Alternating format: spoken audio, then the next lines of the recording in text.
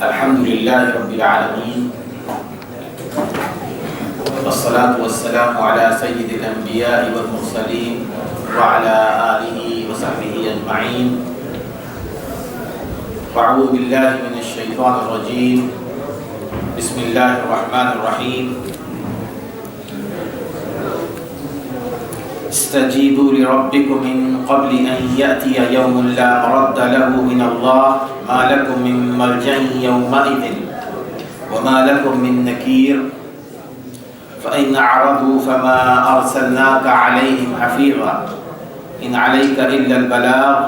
وإنا إذا أذقنا الإنسان منا رحمة فرح بها وإن تصبهم سيئة بما قدمت أيديهم فإن الإنسان كفور.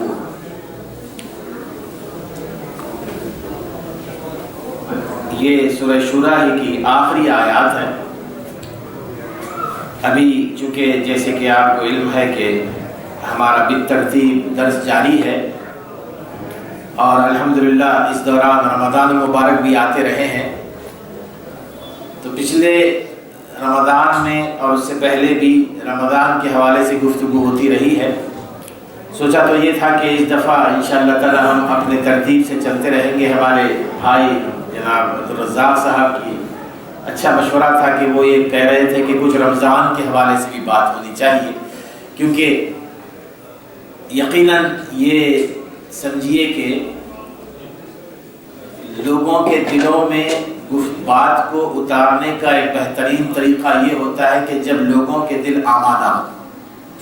دلوں کی آمادگی پر بات ہوتی ہے. اور رمضان المبارک کا یہ مبارک مہینہ دلوں کو آمادہ کرتا ہے.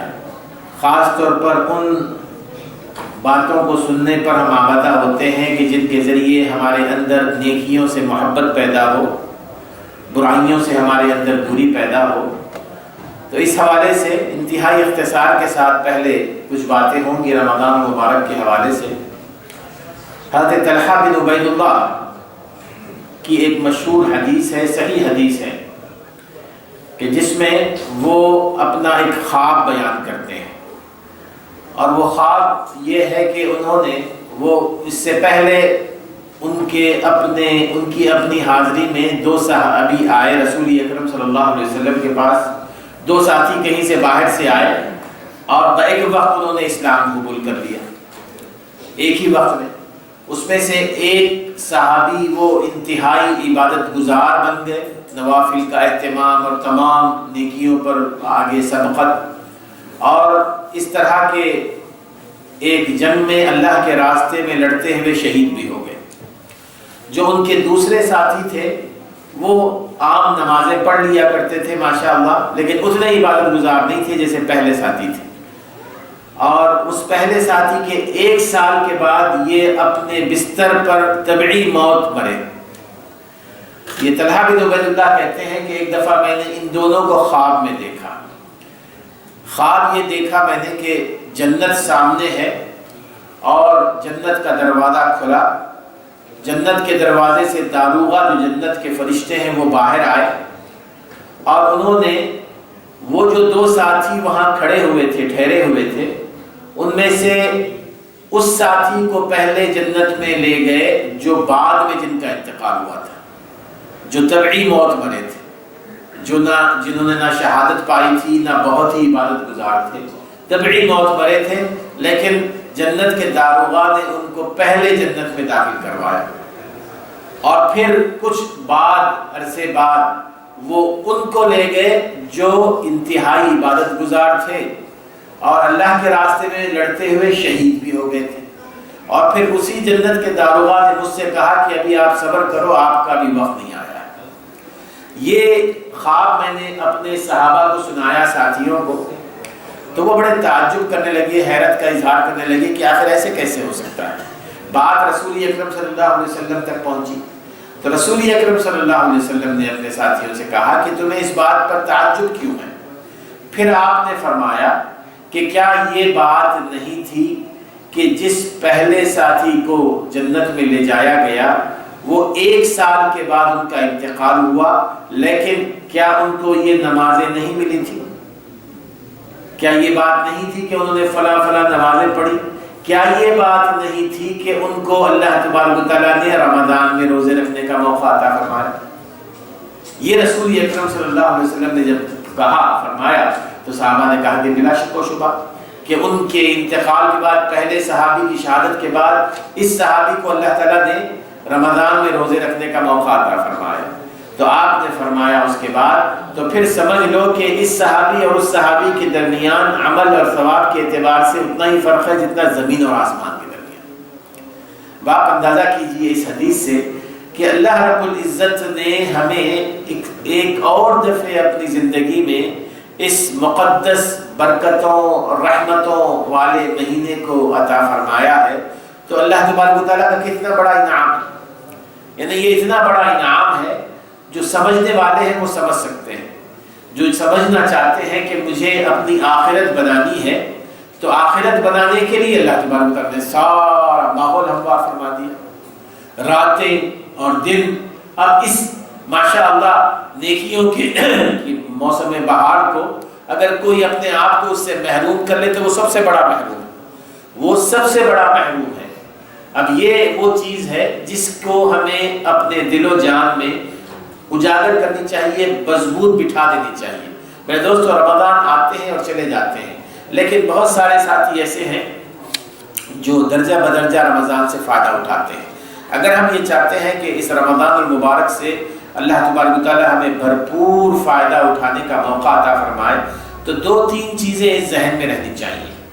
سب سے پہلی چیز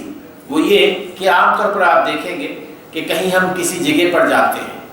اور اس موقع پر ہم یہ کہتے ہیں کہ جی کہ میں نا یہ آخری میرا وہاں کا سفر ہے، اس کے بعد میں نہیں آؤں گا۔ کسی سے ملاقات ہوتی ہے، کسی کے ساتھ میٹنگ ہوتی ہے، ہم یہ کہتے ہیں کہ جی کہ پتہ نہیں اب ملاقات ہوگی کہ نہیں ہوگی۔ تو جس جگہ پر ہم وزٹ کریں یا جس انسان سے ملاقات کریں اور ذہن میں یہ ہو کہ اس کے بعد شاید ملاقات نہ ہو، تو ہم پوری کوشش کرتے ہیں کہ اس کے ساتھ ساری باتیں ہو جائیں، اس جگہ سے پورا فائدہ اٹھا لیا جائے۔ بالکل اسی طرح رمضان المبارک کے حوالے سے بھی یہی سوچ اگر ہو کہ یہ وہ رمضان ہے جو ہو سکتا ہے کہ میرا آخری رمضان، جب یہ ذہن میں ہو نا، اور یہ یقیناً کوئی نہیں کہہ سکتا کہ جی کہ آخری رمضان کیسے ہوگا، اگر یہ ذہن میں ہو کہ یہ میرے آخری رمضان کے لمحات ہیں تو یہ کوشش ہوگی کہ جی کہ اس کے ایک ایک لمحے کو ہم استعمال کریں، ایک ایک منٹ سے فائدہ اٹھائیں، یہ کوشش ہوگی۔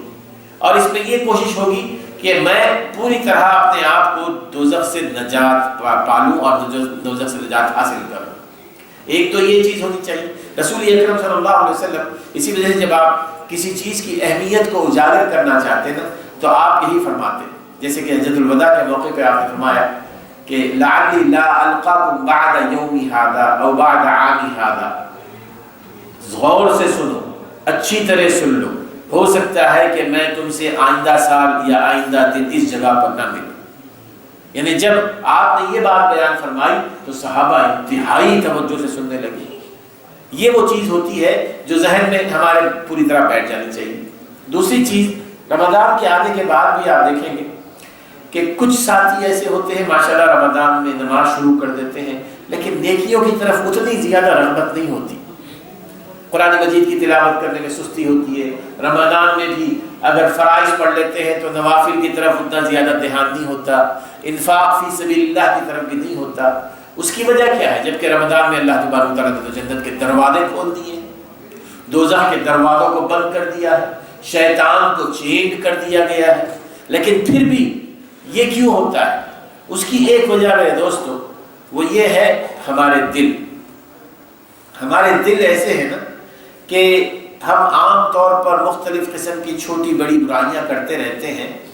تو ان برائیوں کی وجہ سے ہمارے دلوں پر سیاہ داغ بیٹھ جاتے ہیں، اور سیاہ داغ جب بیٹھ جائے نا تو وہ دل ایسے ہو جاتے ہیں کہ جو نیکیوں کو جذب نہیں کر سکتے، نیکیوں کو قبول نہیں کر سکتے، اور ہمارا دل ہی ہے جو نیکیوں کی طرف راغب ہوتا ہے، برائیوں کی طرف راغب ہوتا ہے، تو نیکیوں کو جذب نہیں کرتے۔ اس کی وجہ یہ ہے کہ وہ برائیوں سے بھرا ہوا ہے۔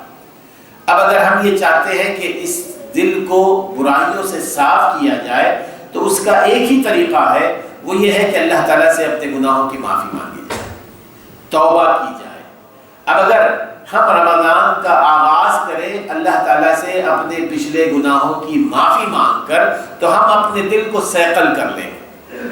دل کو صاف شفاف کر لیں گے، اور جب دل صاف شفاف ہو جائے نا تو خود بخود وہ دل نیکیوں کو اپنی طرف کھینچنا شروع کر دے گا، اس کے اندر نیکیوں کی طرف آمادگی ہوگی، نیکیوں سے اس کے دل میں اس میں محبت پیدا ہو جائے گی۔ اور یہ سب سے اہم ترین چیز ہے، اور یہ آسان ہے میرے دوستو۔ ہر نماز کے بعد جب کبھی اللہ تبارک و تعالیٰ سے اگر ہم اپنے پچھلے گناہوں کی معافی مانگ لیں، اللہ تعالیٰ سے ہم یہ کہیں کہ اللہ میرے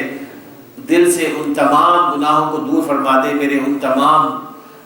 برائیوں کو دور فرما دے، تو یقیناً یہ چیز لمحوں کی ہے، اللہ تبارک و تعالیٰ قبول فرمانے والا ہے۔ تو توبہ کے ذریعے ہم اس کو شروع ختم کریں، اس کا آغاز کریں۔ اور اسی طرح ایک اور چیز، فَمَنْ كَانَ يَرْجُو لِقَاءَ رَبِّهِ فَلْيَعْمَلْ عَمَلًا صَالِحًا وَلَا يُشْرِكْ بِرَبِّهِ أَحَدًا۔ اللہ تعالیٰ فرماتے ہیں کہ جو شخص یہ چاہتا ہے کہ اللہ تعالیٰ اس سے راضی ہو، اللہ تعالیٰ اس سے اس کی ملاقات ہو، اللہ تعالیٰ کو وہ دیکھے، تو اس کو فَلْيَعْمَلْ عَمَلًا صَالِحًا، یہ ملاقات، یہ اللہ تعالیٰ کی رضامندی کا حصول ایک ذریعہ ہے اس کا عمل صالح، عمل صالح اس کا ذریعہ ہے۔ اور تیسری چیز، عمل صالح کے ساتھ تم نے اپنے آپ کو شرک سے دور رکھنا ہے۔ زندگی کے ہر مہینے، ہر دن میں ہم نے یہ کوشش کرنی ہے کہ عمل صالح۔ فضیل بن عیاض وہ یہ اس عمل صالح کے بارے میں کہتے ہیں کہ یہ وہ عمل ہے کہ جس میں دو چیزیں ہوتی ہیں، دو چیزیں، ایک تو جو عمل بھی ہم کریں وہ اخلاص پر مبنی ہو، نیت اچھی ہو، دوسرا جو عمل بھی کریں وہ رسول اکرم صلی اللہ علیہ وسلم کی تعلیمات کے مطابق ہو۔ یہ نیتوں کا معاملہ بڑا ہی انتہائی پیچیدہ ہے، اسی لیے سفیان ثوری وغیرہ یہ جو علماء سلف گزرے ہیں وہ یہ کہتے ہیں کہ اس کے لیے تو ہمیں ریاضت کرنی پڑتی تھی نیتوں کو درست کرنے کے لیے، کہ نیتیں وہ بار بار بدلتی رہتی ہیں نا، اسی لیے کہ حضور فرماتے یا مقلب القلوب ثبت قلبی علی طاعتک، اللہ تعالیٰ دلوں کو پھیرنے والا ہے، اور دلوں میں مختلف قسم کے خیالات آتے رہتے ہیں، شیطانی خیالات بھی آتے رہتے ہیں، تو نیتیں بار بار بدلتی ہیں۔ ہم ایک اخلاص کے ساتھ آتے ہیں نماز پڑھنے کے لیے، ذہن میں شیطان ڈال دیتا ہے کہ چلے نماز پڑھنے کا یہ دنیاوی فائدہ بھی ہو گیا، یہ دنیاوی فائدہ بھی ہو گیا، چلے اس طرح جو ہے نا میں نے یہ ان سے بھی ملاقات کر لی، یہ بھی ملاقات یہ ہو گیا، نہیں، بلکہ خالص اخلاص کے ساتھ نماز کے لیے آئے اور نماز ہی کے لیے اللہ تبارک و تعالیٰ سے رجوع کرے۔ اب یہ نیتوں کا اخلاص میرے دوستو اتنا اہم ہے کہ ہم نیتوں کے حوالے سے بے پرواہ ہیں، اور اسی وجہ سے ہمارے روزے صرف بھوک اور پیاس کا نام بن گئے، بھوک اور پیاس کا نام بن گئے، پیچھے نیتیں نہیں ہوتی ہیں، اور نیتیں اگر ہے بھی تو میں وہ بتا دوں کہ عام طور پر ٹائم ٹیبل پہ آپ کو نظر آئے گا ایک نیت لکھی ہوتی ہے کہ وَبِصَوْمِ غَدٍ نَوَيْتُ وَبِصَوْمِ غَدٍ نَوَيْتُ، معنی کیا ہوتا ہے؟ معنی ہے کہ کل کے روزے کی میں نے نیت کی، میں نے نیت کی کل کے روزے کی۔ اب آپ اندازہ کیجئے کہ ایک تو نیت دل کے ارادے کا نام ہے، کہ جب آپ سحری کے لیے کھاتے ہیں کچھ، کیا رمضان سے پہلے کھاتے تھے؟ نہیں کھاتے تھے، عین وقت پہ آ کر بیٹھ کے 2-2:30 بجے کھا رہے ہیں، تو معنی یہ ہے کہ آپ نے نیت کر لی ہے کہ میں نے روزہ رکھنا، اور نیت اسی کو کہتے ہیں، ورنہ تو کیا پڑی تھی کہ ہم 2-2:30 بجے بیٹھ کے کھانا کھائیں جبکہ بھوک نہ ہو، زبردستی کھائیں، تو اسی کو نیت کہتے ہیں۔ اور بات جب اس کے بعد آپ نے اگر یہ الفاظ ادا کر دیے تو پھر کیا ہوا یہ کہ سحری کی ہے آج کے روزے کے لیے، نیت کر رہے ہیں کل کے روزے کی، نیت کر رہے ہیں کل کے روزے کی۔ اب یہ ایک عجیب سی بات ہے لوگوں میں، یہ ہم نہیں کہتے کہ یہ کوئی حدیث سے ثابت ہے یہ الفاظ، بلکہ جتنے مختلف مکتبہ فکر ہیں، چاہے حنفی علماء سے پوچھ لیجیے، آپ شافعی علماء سے پوچھ لیجیے، مالکی علماء سے پوچھ لیجیے، کہیں کسی کتاب میں یہ نیت نہیں مذکور ہے۔ ہر ایک یہی کہتا ہے، یہ ذہن میں رکھیے، ہر ایک تمام مکاتب فکر کے علماء کہتے ہیں کہ نیتوں کا مقام دل ہے، کوئی نہیں کہتا کہ نیت الفاظ سے کرنی ہے، نیتوں کا مقام دل ہوتا ہے، مگر پھر الفاظ آگے بڑھا دیتے ہیں، کیا بڑھا دیتے ہیں؟ لیکن کا لفظ لگا دیتے ہیں کہ نیت تو دل سے ہوتی ہے، لیکن یہ جو لیکن ہے یہی معاملے کو بگاڑتا ہے۔ یہ مگر جو ہوتا ہے نا، مگر احتیاط کے طور پر کر لینی چاہیے،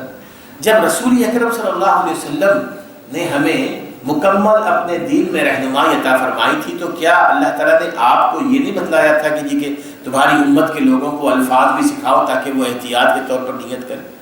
وسلم نے ایسے ہی چھوڑ دیا؟ میرے دوستو یہ اپنی طرف سے بدعات کو جاری کرنے والی بات ہے، لیکن یا مگر کے الفاظ استعمال کر کے۔ جب رسول اکرم صلی اللہ علیہ وسلم نے فرما دیا کہ نیت، تمہاری نیت کے بغیر تمہارے اعمال قابل قبول نہیں ہیں، تو نہ صحابہ نے پوچھا کہ نیت کیسے کرنی چاہیے، نہ رسول اکرم صلی اللہ علیہ وسلم نے بتلایا نیت کیسے کرنی چاہیے۔ کسی صحیح حدیث میں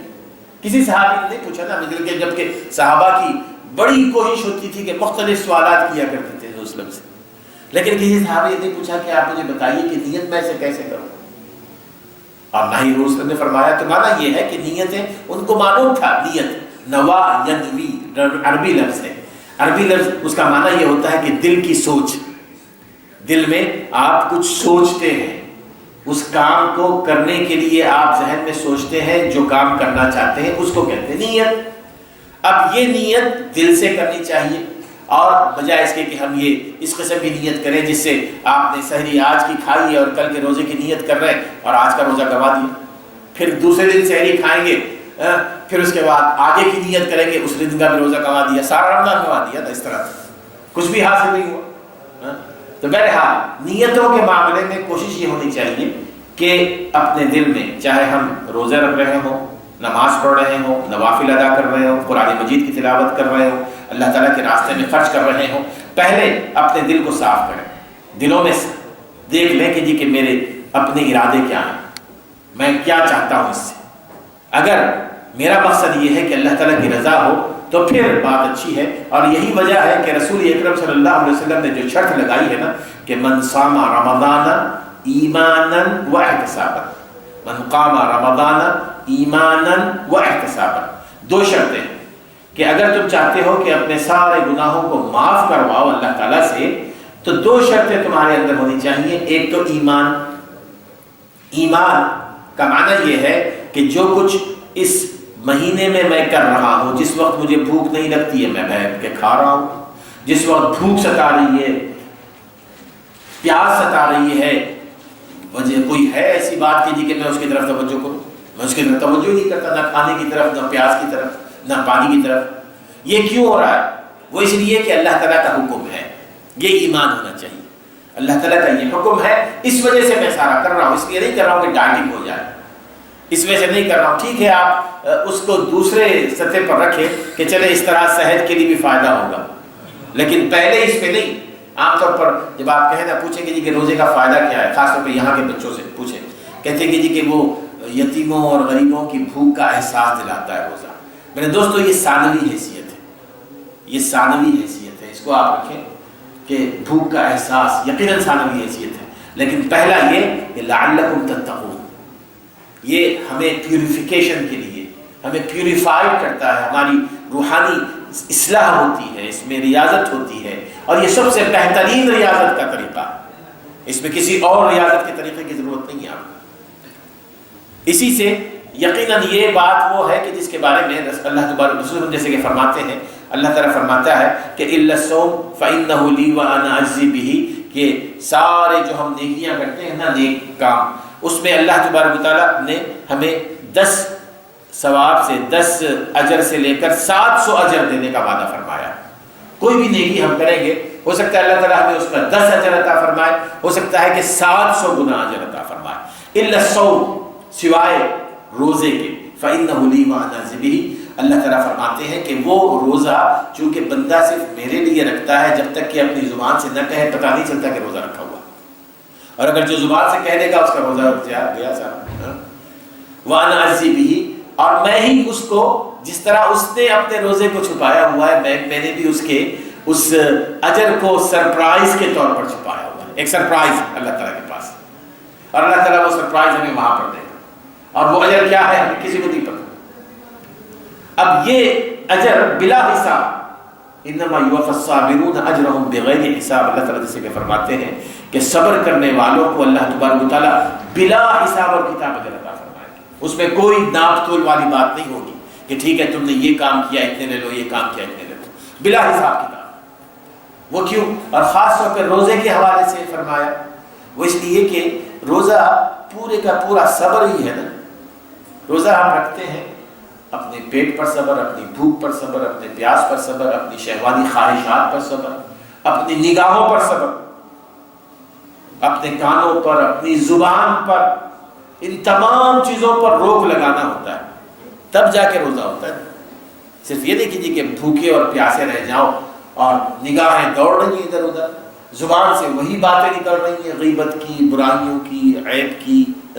اور پھر کان وہ وہی آوازیں سن رہے ہیں، تو وہ تو روزہ نہیں ہوا نا۔ یہ تو بھوک اور پیاس ہے جس کو اللہ تعالیٰ کو جس کی ضرورت نہیں ہے۔ تو بہرحال یہ ہونی چاہیے ہمیں، ہماری یہ کوشش ہونی چاہیے کہ اخلاص پر مبنی ہو، اور اخلاص جیسے کہ آپ اپنے اس روزے کے ذریعے ہم اپنے ایک چھوٹی سی نیکی کو بھی بڑا کر لیتے ہیں۔ عبداللہ بن مبارک کہتے ہیں کہ جی کہ یہ جو نیت ہوتی ہے نا، نیت ہمارے ایک چھوٹے سے نیک کام کو گریٹ بنا دیتی ہے، عظیم بنا دیتی ہے، اور یہی نیت ہمارے ایک بڑے سے بڑے کام کو، حج جیسے کام کو بھی جو نا چھوٹا بنا دیتی ہے، نیتوں کی بنیاد پر ہی۔ تو ہم نے اپنی نیتوں کو درست کرنا۔ دوسرا، رسول اکرم صلی اللہ علیہ وسلم کی اتباع میں ہر وہ کام جو ہم کریں گے وہ رسول اکرم صلی اللہ علیہ وسلم کی اتباع میں، سارے سال میں ایسے ہونا چاہیے، لیکن رمضان میں اس کی کوشش ہونی چاہیے کہ کوئی کام رسول صلی اللہ علیہ وسلم جو عبادات کیا کرتے تھے، مختلف عبادات کیا کرتے تھے،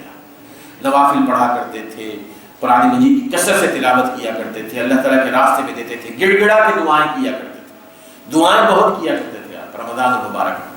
تو کوشش یہ ہونی چاہیے کہ رسول اکرم صلی اللہ علیہ وسلم کی یہ سنتیں جاری رمضان المبارک میں، اور دعاؤں کا کہ جو اوقات ہیں میرے دوستو، ان کو بھی ذہن میں رکھیے کہ دعاؤں کے بہت سارے اوقات ہیں، لیکن دو اوقات بہت اہم ہیں۔ ایک ہے وہ وقت جو افطار سے پہلے کا ہوتا ہے۔ افطار سے پہلے کا وقت یہ انتہائی قیمتی وقت ہے، اس کو ہم نے کسی بھی شکل میں ضائع نہیں کرنا ہے۔ چاہے کوئی بھی کام ہو، افطار سے 5-10 منٹ پہلے علیحدہ سے بیٹھ جائیے،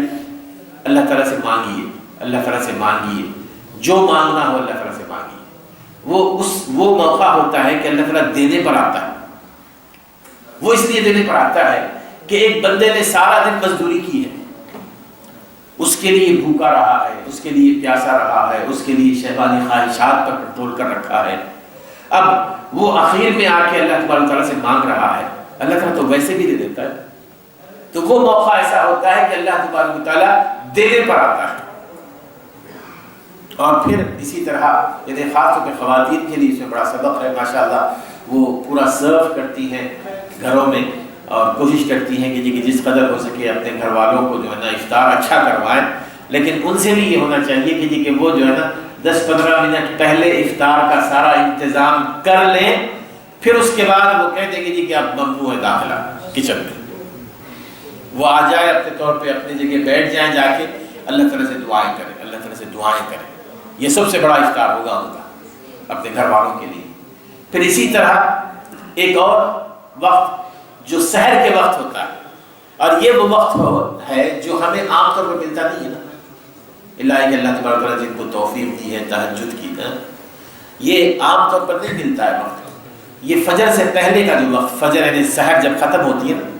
اس سے پہلے کا جو وقت ہے، وہ وقت ہے جس میں اللہ تبارک تعالیٰ تو عام دنوں میں فرماتا ہے، اللہ تعالیٰ آسمان دنیا پر تشریف لاتے ہیں اور فرماتے ہیں کہ ہے کوئی مانگنے والا جو مجھ سے مانگے میں اس کو دوں، ہے کوئی اپنے گناہوں کی مغفرت طلب کرنے والا جو مجھ سے اپنے گناہوں کی مغفرت طلب کرے میں اس کے گناہوں کو معاف کروں۔ جب عام دنوں میں یہ ہوتا ہے تو یہ دن ہے اللہ تعالیٰ رحمت نچھاور فرما رہے ہیں، اور موقع ہے ہمارے پاس۔ آج کل دیکھیں آپ تراویح کے بعد آپ جائیے، آدھا 1 گھنٹہ 15 منٹ بمشکل ملیں گے آپ۔ اب اس وقت کو ان کاموں میں، دوسرے کاموں میں لگانے کے بجائے کوئی 10-15 منٹ کے لیے ایک گوشے میں چلے جائیے، اللہ تعالیٰ سے مناجات کی سرگوشی کیجیے، اللہ تبارک و تعالیٰ سے دعائیں کیجیے، اللہ تبارک و تعالیٰ دعائیں قبول فرمانے والا ہے۔ تو یہ دعائیں یعنی سحر کے وقت اور افطار کے وقت، اس کا ہمیں خیال رکھنا چاہیے۔ اور اسی طرح رسول اکرم صلی اللہ علیہ وسلم کی سنتوں کے حوالے سے بھی 1-2 چیزیں یہ بھی ذہن میں رکھنی چاہیے میرے دوستو۔ رسول اکرم صلی اللہ علیہ وسلم کہ لا یزال الناس بخیر مع عجل الفطر، کہ جب تک لوگ افطار کرنے میں جلدی کرتے رہیں گے وہ بھلائی پر قائم رہیں گے۔ معنی کیا ہے؟ معنی یہ ہے کہ جی کہ آج افطار ہے 9:34 پر، جو ہی 9:34 ہو جائے نا تو آپ یہ نہ کہیں کہ جی کہ وہ گھڑی ابھی 9:33 بتا رہی ہے، یہ ذہن رکھیں۔ اسی سے جو ہے نا وہ شیطان مختلف راستے نکالتا ہے۔ وہ کیسے راستے نکالتا ہے؟ بعض لوگ کہتے ہیں کہ جی کہ مختلف مساجد میں مختلف افطار کا ٹائم ہے، ٹھیک ہے آپ کا ٹائم ٹیبل ہے 9:34، لیکن دوسری مسجد میں 9:36 ہے تو 2 منٹ اور میں بیٹھ جاؤں گا۔ نہیں، اس میں آپ نے جلدی کرنی ہے۔ جو آپ اللہ یہ کہ آپ کو پتا ہو کہ یہ گھڑی غلط ہے، اللہ یہ کہ آپ کو پتا ہو، لیکن جو گھڑی صحیح طور پر ایکوریٹ ہے اور اس پہ ٹائم ہو گیا، اب آپ نے ایک لمحہ دیری نہیں کرنی ہے، ایک لمحہ رش کرنا ہے۔ اللہ تعالیٰ کو پسند ہے، اللہ تعالیٰ کو پسند ہے۔ وہ کیوں پسند ہے؟ وہ یہ کہ اللہ تعالیٰ دیکھتا ہے کہ میرے بندے کو میں نے کہا کہ جی کہ تم ہاتھ روک لو، جو ہی وہ 2:58 ہو گئے گھڑی میں اس نے اپنا ہاتھ روک لیا، اور جو ہی میں نے اس کو حکم دیا کہ تم نے اب کھانا ہے، وہ کوئی ایکسکیوز نہیں بنائے کہ نہیں ٹھیک ہے میں بعد میں کھاؤں گا، یہ اللہ تعالیٰ کو پسند نہیں۔ جو ہی اللہ تعالیٰ نے حکم فرمایا کہ تم نے کھانا ہے، فوری طور پہ دوڑ پڑنا، فوری طور پہ دوڑ پڑنا ہے۔ اللہ تعالیٰ کو یہ چیز محبوب ہے۔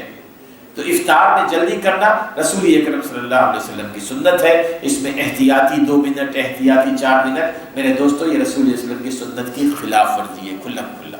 سحری میں تاخیر کرنا یہ رسول اللہ علیہ وسلم کی سنت ہے۔ سحری میں یہ نہیں کیجیے کہ سحری کا وقت ختم ہو رہا ہے 2:58 پر اور آپ جو ہے نا آپ 2 بجے کھا کر، اللہ یہ کہ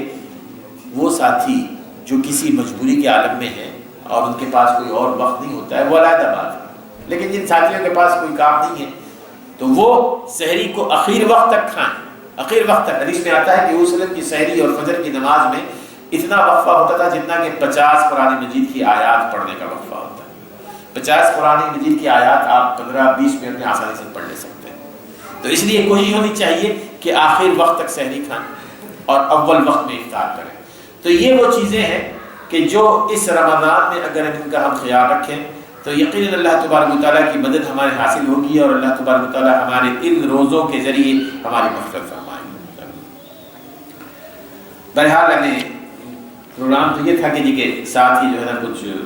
تفسیر بھی ہو جائے، لیکن چونکہ ابھی 2:30 بج چکے ہیں تو میں سمجھتا ہوں کہ جی کہ یہاں تک ہی رکھا جائے، باقی چونکہ ساتھ ہی آدھا گھنٹہ ہوتا ہے ہمارے درس کا، انشاءاللہ تعالیٰ آئندہ اس پر جو ہے نا میں کوشش کروں گا کہ جی کہ کچھ مسائل کے حوالے سے آئندہ گفتگو ہو کہ رمضان کے جو مسائل ہیں یہ عام طور پر ذہن میں ہوتی ہے بات کہ یہ بڑا مشقت بھرا مہینہ ہے اور یہ کیسے 18 گھنٹے 18.5 گھنٹے، یہ وہ لوگ سوچتے ہیں کہ جن کا قرآن مجید پر پوری طرح یقین نہ ہو۔ سورہ بقرہ میں اللہ تبارک و تعالیٰ نے جہاں پر فرضیت کے احکام نازل فرمائے، رمضان کے روزوں کی فرضیت کے، وہاں پر ایک آیت کا ٹکڑا ہے کہ یرید اللہ بکم اليسر ولا یرید بکم العسر، یہ جو رمضان کے روزے تم پر فرض کیے گئے ہیں ان روزوں کے ذریعے تو اللہ تعالیٰ تمہیں آسانی دے رہا ہے، اللہ تعالیٰ تمہارے لیے مشکلات نہیں پیدا کرنا چاہتا۔ اللہ تعالیٰ ہمارا خالق ہے، مالک ہے، وہ سب سے زیادہ ہمیں جانتا ہے کہ ہمارے اندر کتنی قوت ہے، طاقت ہے اور کیا ہم کتنا افورڈ کر سکتے ہیں، اور اس کے مطابق اللہ تبارک و تعالیٰ نے ہم پر احکام فرض فرمائے۔ یہ سمجھ لینا کہ جی کہ یہ غلط ہے۔ اور دوسری چیز یہ ذہن رکھیے احکام کے حوالے سے یہ لوگوں میں غلط تصور ہوتا ہے کہ جی کہ ٹھیک ہے 18.5 گھنٹے کا روزہ ہے، یہ تصور یہ سوچ لینا کہ جی کہ سارے مسلمانوں پر روزے فرض ہیں، یہ غلط ہے۔ سارے مسلمانوں پر روزے فرض نہیں، جس طرح سارے مسلمانوں پر نماز فرض ہے اس طرح سارے مسلمانوں پر روزے فرض نہیں ہے، جس طرح حج فرض نہیں ہے سارے مسلمانوں پر۔ ان میں اللہ تبارک تعالیٰ نے ایگزم کیے نا، مستثنیٰ کیے، وہ کون ہیں، کس شکل میں ہیں، وہ انشاءاللہ تعالیٰ آئندہ اس پر گفتگو کی جائے گی۔ اللہ تعالیٰ ہمیں سمجھنے عمل کرنے کی توفیق عطا فرمائے۔